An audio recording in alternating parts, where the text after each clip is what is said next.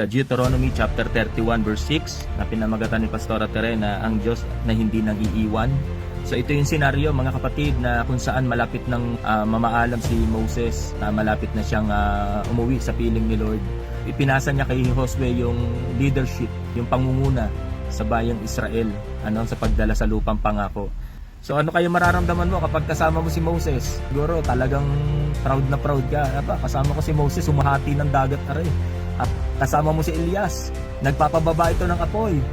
Talaga namang proud na proud ka. Paano kung ang kasama mo ay yung Diyos ni Moses? Paano kung ang kasama mo ay yung Diyos ni Elias na nagpababa ng apoy? Mas lalo tayong masisiyahan. At isang bagay ang tiyak, kapag ang Diyos ang ating kasama, who can be against us? Ang sabi nga ni Apostol Pablo, sinong laban sa atin? Naalala ko nung elementary days ko, napakabuli ko.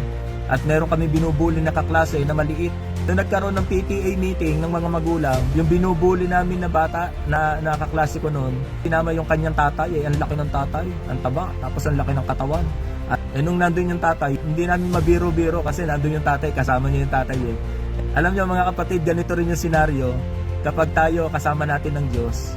Ano mang plano ni Satanas, hindi nangyayari. Ano mang gustong gawin sa atin ng kaaway, hindi mangyayari sapagkat kasama natin ang Diyos. Amen po ba?